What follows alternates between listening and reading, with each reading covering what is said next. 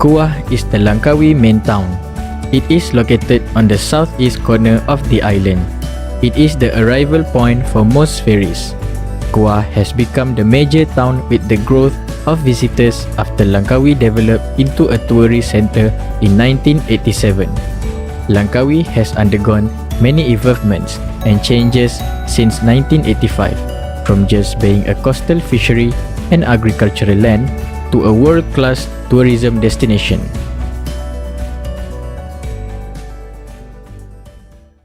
Micromobility refers to a range of small and lightweight vehicles operating at speeds typically below 25 km per hour and driven by users personally. Micromobility devices included bicycles, e-bikes, electric scooters, electric skateboards, shared bicycles, and electric pedal-assisted bicycles. The proposed Micromobility Discovery Center will showcase and present interactive exhibits and ride simulators in relation to the science and evolution of micromobility, from manually pedaled to the modern-day electric-powered two-wheelers. The center will also promote the use of bicycles, scooters, and other electric rides. The proposed site for the Discovery Center is located at Raj Harbour Jetty near Taman Symphony. The site is actually an embankment land. The overall site area is about 5.4 acres or 22,000 square meters, while the buildable area after a setback required from the local authorities is about 2.5 acres or 10,000 square meters. The proposed Discovery Center will be a 3 to 5 stories from 1,600 square meters until 2,500 square meters. The rest of the site will be utilized for the landscaping, hardscaping, and other micromobility activities area. Section-wise, it shows the contour at the site from Taman Symphony until the waterfront, which is mostly flat land because it is an embankment land.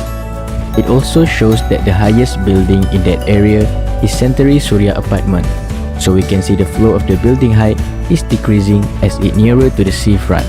The diagram also shows the lowest tide level and the highest tide level. Elevation-wise, it shows the views from outside towards the side. Regarding the SWOT analysis, our team members has discussed about the strengths, weaknesses, opportunities, and threats to our site in terms of the climate, sensories, features, and whatnot. For the first analysis on the strength is the site can be cooled down by the wind that coming from the water body. Then, the best view at the site is towards the sea and also viewing Dayang Bunting Island. The user also be able to view watery activities such as sailing boat, yacht, and fishing activities happening nearby. Next, big and significant trees can be maintained as the natural sun shading for the site. Other than that, the site is near to tourism residential area such as hotel and resort, so this brings advantage to attract visitors even though the site is a bit far from the tourism zone. Plus, it is also near to educational institution that can become one of the target user other than tourists. Then, there are no traffic congestion to get to the site. Last but not least is the proposed Discovery Center can attract users from both residents and tourists while promoting a healthy lifestyle through the micro-mobility approach. Next, for the weaknesses, my team and I has identified several flaws at the site, such as the area is fairly hot around the year with 31 until 32 degrees Celsius. Then, there is an unpleasing smell from the nearby fisherman's shed. Other than that, it's a big deal because the site is lack of light source during the night time. Moreover, the site is near to residential area that may disturb the privacy and comfort of the resident there. Next is narrow and no proper route to get to the site. Last but not least, most of the people there are not practicing recreational lifestyle and not so exposed with micro-mobility transportation. Moving on with the opportunities for our site. The amount of wind coming into the site is reasonable enough for a decent ventilation and can generate electric power through specific system. While the amount of heat and sunlight at the site is also can be used to generate electricity through solar system. Then, the proposed Discovery Center could become a new recreational tourism attraction for the residents and also tourists in Kuah town. The peace and tranquil environment there can help to promote the Discovery Center. The center will also benefit the resident and local there by offering a plenty of new job opportunities. Not only that, the center could also improve people there to a healthier lifestyle by having a proper pedestrian, bicycle lane and recreational park around the site. The last analysis is on the threat that may affect the site.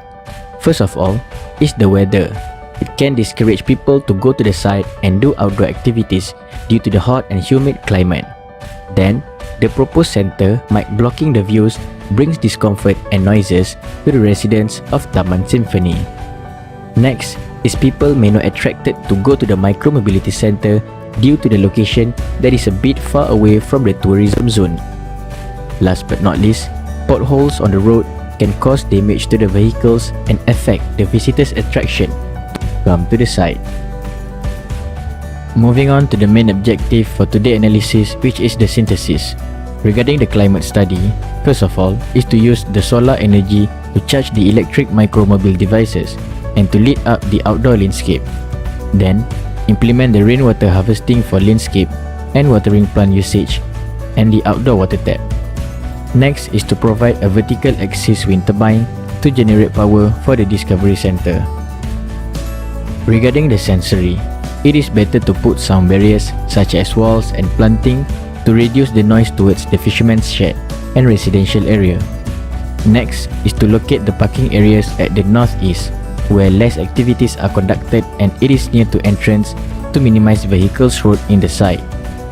Other than that, is to design a promenade walkway along the coastline for the user to enjoy the views, environment and the outdoor activities. Regarding the synthesis for features, the idea is to add a suitable artificial lighting such as bollards and lampposts at the landscape or seafront around the site's area for security night activities purposes. Then is to propose to plant trees such as sea pine tree and heritage tree for shading. Next is to provide seafront furniture and terrace such as gazebo, benches for the visitors to enjoy the views. Moving on to the synthesis for the zoning and neighborhood context is to collab with Pejabat Belia dan Sukan for more activities related to micromobility such as scuba diving, water bike and yacht. Next is to provide spaces for recreational activities such as skate parks and squares. Regarding the circulation, the synthesis is to propose entrances on land and from the sea.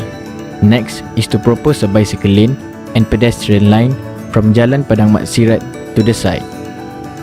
Lastly, the synthesis from human and culture analysis is to enhance the tourism industry in Kuah town by creating a healthier tourism approach. Then, is to provide plenty of job opportunities in the proposed center to the local. Last but not least, is to provide the micromobile activities in the Discovery Center that will promote a healthier lifestyle and contribute to Langkawi tourism industry. In conclusion, what we can conclude from today's site analysis is that the proposed Discovery Center could become a new landmark for Kuah town and Langkawi. The proposed center also reacts positively to respect the surrounding neighborhood in order to maintain the peace and tranquility in that area. The center also will utilize the advantages of natural resources to generate electricity at the site. Even though the site is a bit isolated from the tourism zone, but we believe it still can manage to attract visitors from the resorts and hotels nearby. The Discovery Center also will be a starting point in order to achieve the vision of Langkawi to be the first low-carbon island in Malaysia through the usage of micromobility devices and transportation.